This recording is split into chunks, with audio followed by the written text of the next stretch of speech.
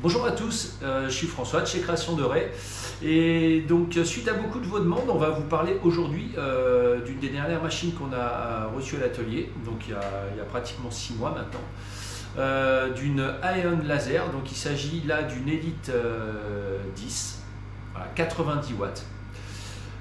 C'est une machine donc qui n'est pas entrée de gamme, hein. C'est une machine qui est quand même réservée à des personnes qui veulent faire de la productivité, hein, parce que d'où son prix. Vous allez voir qu'au niveau de la finition, on les compare souvent à des Trotec ou des épilogues, et pour cause, la fabrication est exemplaire, les matériaux utilisés sont exemplaires aussi. Au niveau de la robustesse, c'est une machine qui pèse, celle-ci pèse 450 kg, quand certaines autres marques qu'on a dans l'atelier, on va prendre l'exemple de HomeTech par exemple, pèse 250 kg. Donc vous voyez, il y a vraiment une différence de poids qui est énorme. Donc celle-ci, vous ne pouvez pas la rentrer tout seul dans un atelier, c'est impossible. Chez Ion Laser, vous avez plusieurs gammes. Vous avez les Mira 5, 7 et 9. Hein, vous les avez en version Railline aussi. On en a eu une précédemment. Donc celle-ci, les Nova, vous les avez en 10, Elite 10, Elite 14 et Elite 16.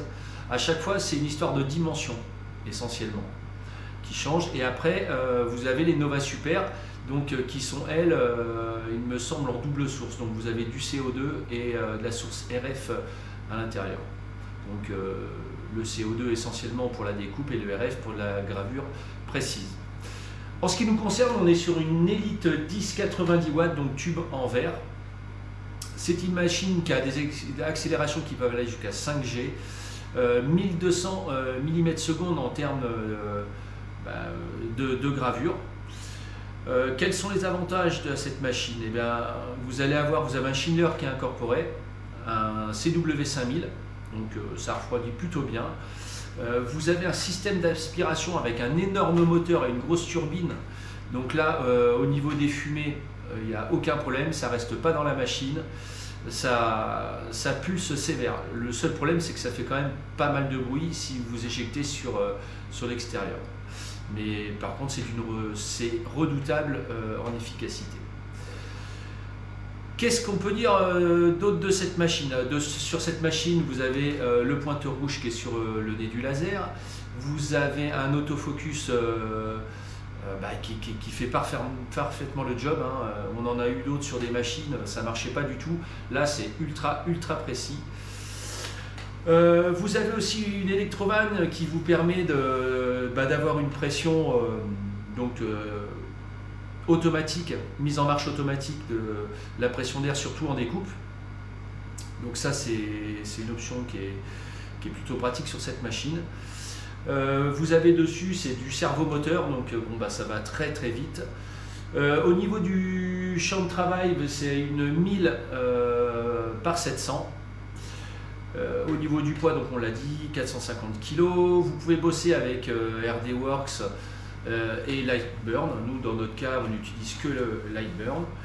Et vous allez pouvoir voir que cette machine, elle a pas mal d'avantages en plus. Donc vous allez pouvoir changer de lentille. Vous pouvez mettre de la 50,8, de la 63 et de la 101. Et tout ça sans avoir besoin de faire des tests de rampe et régler votre autofocus, parce que d'origine elles sont placées de façon à ce que dès que vous les changez, vous faites un autofocus et vous êtes à bonne distance. Donc ça fait 6 mois qu'on a cette machine bientôt. Cette machine, on a dû régler les miroirs 2-3 fois, hein, sachant que cette machine elle tourne tous les jours. Elle doit avoir pas loin de un peu plus de 300 heures de travail, hein, entre 300 et 400 heures de travail. On n'a jamais eu un seul problème avec. Alors, pour vous dire, on a eu d'autres machines donc d'une gamme un peu inférieure. On a eu des problèmes assez rapidement, gros ou petits, mais on en a eu. Là pour l'instant, on n'en a pas eu, donc c'est plutôt une bonne chose. Quels sont les avantages encore de cette machine? C'est que par rapport aux autres machines qu'on a à l'atelier, vous gagnez énormément de temps sur le même projet. Donc je m'explique. Sur certaines des autres machines, on va mettre 3 heures pour faire un projet, quand celle-ci va mettre 1h50. Donc pour une micro-entreprise ou une entreprise, bon, bah, c'est un gain de temps et c'est super appréciable. En termes de résultats, elle fait aussi bien, voire mieux, hein, que les autres. Qu'est-ce qu'on va pouvoir vous dire aussi?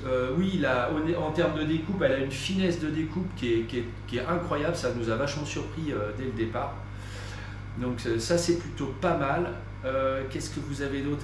Oui, et puis il a un avantage, c'est que c'est une machine qui est distribuée par un importateur français, qui est distributeur unique en France, c'est Thermofland, vous voyez, on les voit ici là. Thermofland, donc, qui est une entreprise qui est très réactive, qui a ses machines régulièrement en stock sous toutes ses tailles. L'avantage, c'est que bah, pour une fois, par rapport aux autres marques où vous envoyez des mails, où l'échange est un peu compliqué, là vous arrivez quand même à leur téléphoner, à leur envoyer des mails. Vous avez toujours quelqu'un qui est là pour vous aider et ils sont, en plus d'être sympas, ils sont ultra réactifs, il n'y a pas de problème. À savoir que eux aussi, bah, ils ont un certain nombre de stocks de pièces détachées, donc évidemment, quand vous commandez une pièce, nous on a par exemple commandé une lentille. Elle était commandée avant 15 h, elle est arrivée le lendemain par TNT. Vous voyez, ils sont plutôt réactifs et ça, c'est une bonne chose.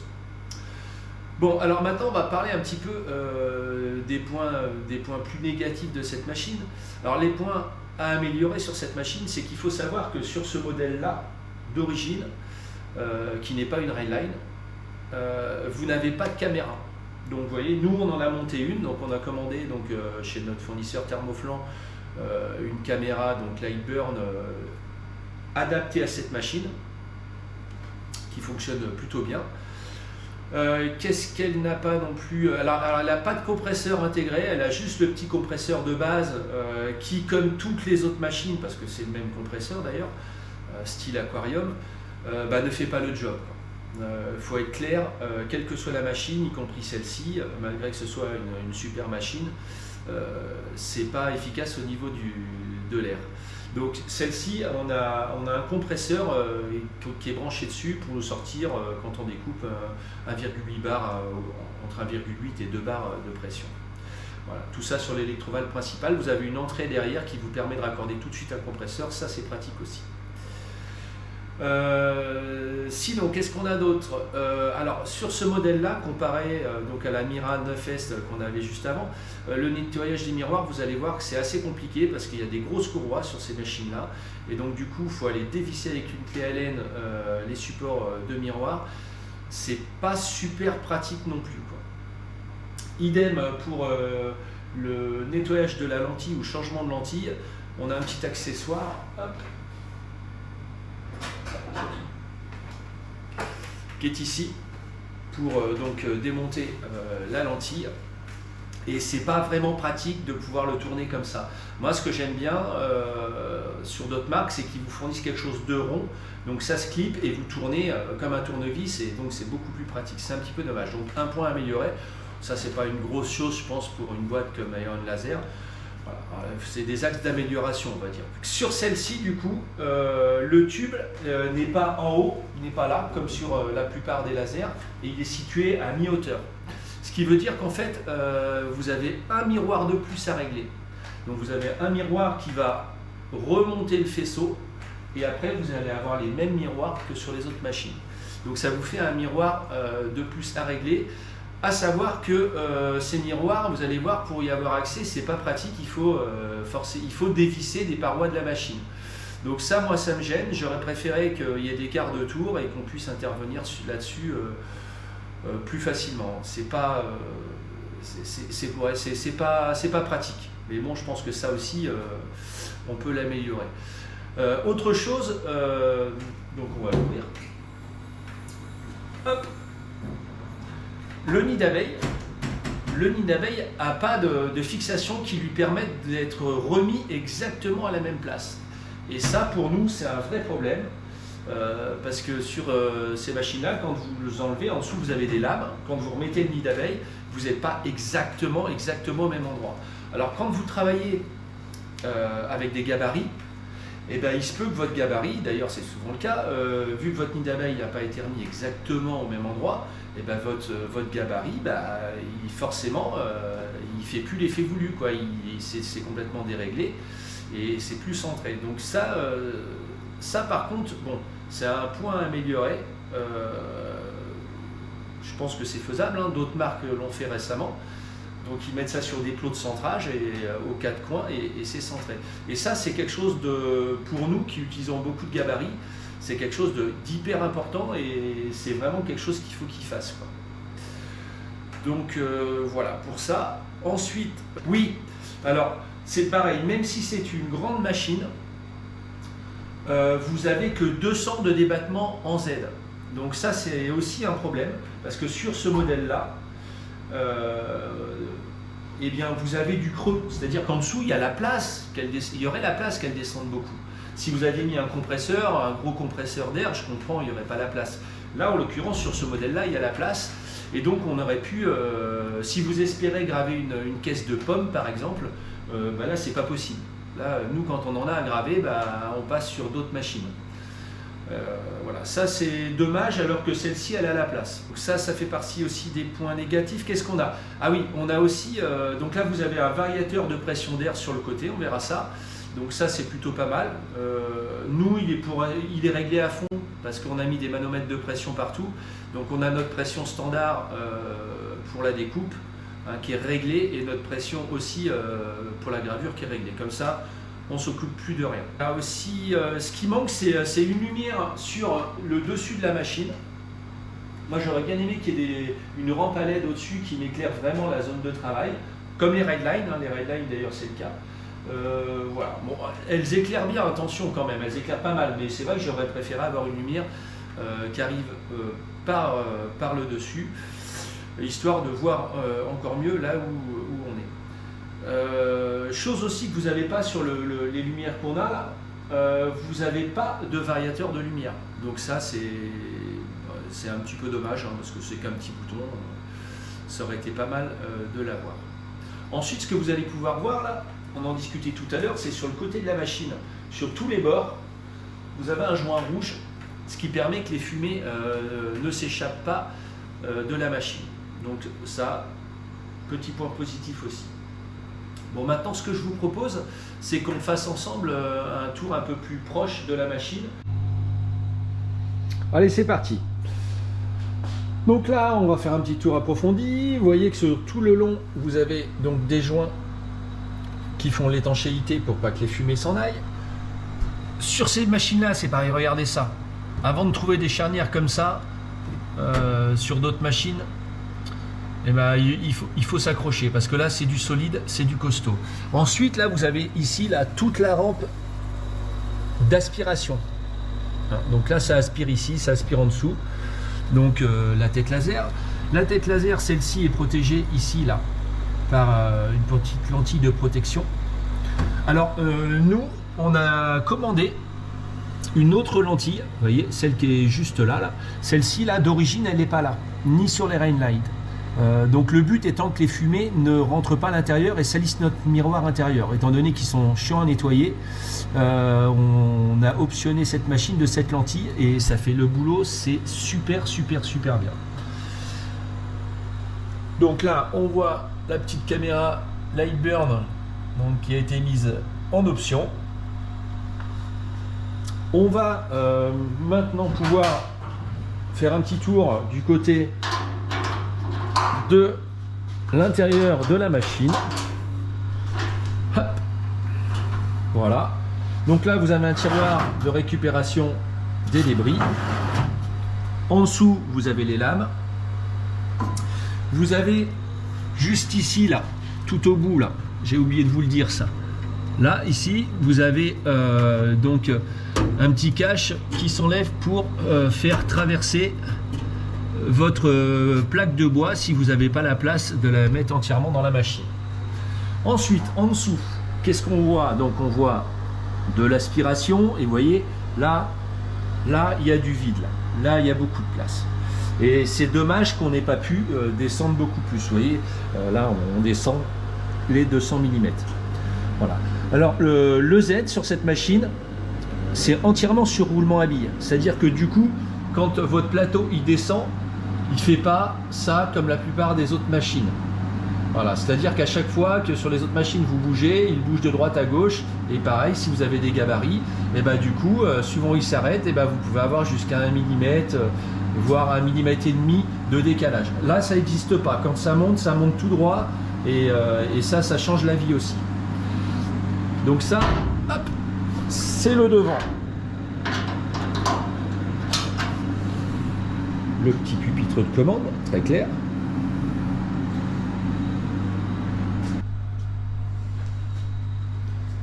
Ensuite, on va passer sur le côté. Donc là, on est sur la première partie. Donc là, on voit les alimentations, alimentation laser, alimentation à l'ampèremètre. Vous voyez, tout est hyper bien identifié. Chaque fil est notifié. C'est du beau boulot, quoi. Ensuite, qu'est-ce que vous allez pouvoir voir là? Regardez, alors là déjà une des courroies. Donc vous voyez l'épaisseur de la courroie, c'est complètement fou. Ensuite, hop, si on regarde, on voit, vous voyez là où il y a aussi l'axe avec l'autre courroie. Donc toutes vos glissières sont entièrement protégées, donc ce qui évite que les fumées viennent graisser toute la machine. Vous voyez là, elle n'a pas été nettoyée, et pourtant j'ai ouvert, elle est comme neuve. Ensuite, je vais aller bouger l'axe pour vous faire voir comment se situe le miroir.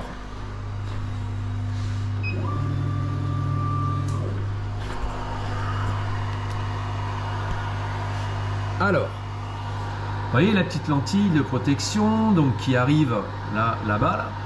Le laser passe et va jusqu'à la tête. Donc là, on est sur un des miroirs. Vous voyez, donc là super, impeccable. Et en fait, pour aller nettoyer ce miroir, c'est là où je vous dis que c'est pas pratique et que sur les railines, le problème il n'est pas le même. C'est hyper pratique sur une railline. Là, il faut bouger la courroie ou la démonter et il faut aller dévisser les deux vis là, ces deux-là. Donc c'est des petites vis, c'est pas vraiment pratique donc de tenir, de dévisser. Bon, moi heureusement on n'a pas à le faire souvent, mais c'est pas très pratique. Et là, vous voyez là ce cache là qui est là sur le côté, du coup maintenant, ça c'est pareil si vous voulez régler le tout premier miroir, donc la sortie de laser, et ben ça se passe derrière. Et vous voyez que là, hein, plutôt que mettre des quarts de tour ou des choses faciles à enlever, ben là il faut aller dévisser avec un cruciforme, deux vis ici et d'autres sur le côté. Sachant que celle sur le côté, hop, vous voyez là il y a un trou, c'est-à-dire que la vis il faut qu'elle rentre à l'intérieur et que vous trouviez le pas de vis. Là, pas vraiment pratique du tout. Donc je vais vous ouvrir ça et on va voir ce qui se passe à l'intérieur. Hop là. Alors voilà comment ça se passe. Là, donc on arrive au bout de notre axe et là on a, vous voyez, il est caché là, celui-ci. Là aussi vous avez un miroir, là aussi vous avez un réglage. Quand on descend, parce que du coup on va descendre, étant donné que le laser, le tube est ici et non là-haut comme la plupart, on fait le cheminement, on descend. Là, réglage du pointeur de nez, donc pointeur de positionnement qui sort du nez du laser. Et là, tout premier miroir. Donc là, la source arrive vers vous.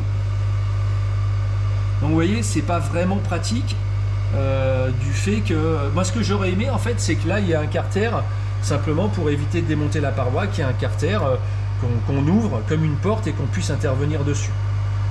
Voilà, chose à améliorer. Là, on va descendre un petit peu, là. On va descendre, et là, quand vous descendez, hop, tout de suite, ce qu'on voit là, juste au bout, là, c'est le gros moteur de l'extraction des fumées. Donc là, ça pulse fort. Là. Voilà, il est là. Le petit compresseur, lui, on le verra pas parce qu'il est à l'intérieur. Et là, vu que la machine elle est bloquée au mur, on va pas pouvoir aller le voir. On va aller faire un tour de l'autre côté. Alors, de l'autre côté, vous allez trouver l'arrêt d'urgence, vous allez trouver la clé pour mettre la machine on-off, le variateur de pression d'air, donc la prise pour mettre une clé USB, la prise pour PC Mac et le LAN, donc la prise Ethernet. Hop là. Et donc là, on est de l'autre côté de la machine. Donc là, vous allez pouvoir voir le joli et gros moteur qui est là. Il est là. Alors la particularité, c'est aussi que là, vous avez besoin de changer un moteur. Et vous ne cherchez pas les fils et vous ne parcourez pas toute la machine pour aller les raccorder. Vous dévissez ici, vous dévissez votre moteur, vous sortez votre moteur, vous remettez un nouveau, vous revissez ici. C'est fini, le moteur est changé. Ensuite, les cartes Bouygues, pardon. Donc là, comme d'habitude, rien qui change de trop. Là, ici, vous voyez, ça traîne un petit peu. Là, c'est ce qu'on a, c'est la caméra en fait, c'est le kit pour brancher la caméra. Ici, vous allez pouvoir voir l'électrovan. Voilà. Donc après les drivers, les différents fusibles. Voilà. Donc tout, là encore, tout est super propre, super étiqueté. Il n'y a aucun problème. Donc ici, là, c'est une petite trappe. Alors c'est parce que c'est un 90 watts. Si ça avait été un 100 watts ici, là, il y aurait un autre socle parce que le tube le sortirait un peu plus. Donc il y aurait quelque chose d'autre qui serait fixé. Là, le tube sortirait, et on aurait une coupole. Ensuite, ce qu'on va aller voir, j'ai ouvert un petit peu. On va aller voir, vous voyez. Donc là, on est en haut de la machine. On descend, on descend, on descend, on descend. Et là, on voit le tube laser. Alors sur cette machine, vous avez le choix, il n'y a pas que du récit, mais celle-ci elle est équipée en récit. Alors un autre petit point important sur cette machine, et qui n'est pas négligeable, à savoir que rien n'est apparent, donc pour le nettoyage, c'est plutôt rapide, c'est top et vous encrassez pas tout le reste de la machine. On va regarder ça de près. Vous voyez donc ici, là, on voit pas bien là. Là vous avez donc les courroies qui passent ici, on les voit pas. Et au-dessus, en dessous, il n'y a aucun passage. Donc là, les impuretés, les fumées se glissent pas par là-bas. Idem pour l'axe ici, pas de problème. Et de l'autre côté, vous voyez, là, les glissières sont derrière tout ça là. Donc super facile d'entretien. Pareil pour le fond. Donc vous voyez là, un petit nettoyage, un coup d'aspirateur, un petit coup de produit dégraissant, ça prend pas longtemps et vous pourrissez pas toute la machine. Donc voilà, je pense qu'on a fait le tour de cette machine. Donc notre retour, c'est que c'est vraiment une super machine. Là pour le coup, il n'y a plus de doute. Bon, naturellement, c'est une machine par rapport à son prix que tout le monde ne va pas pouvoir forcément avoir.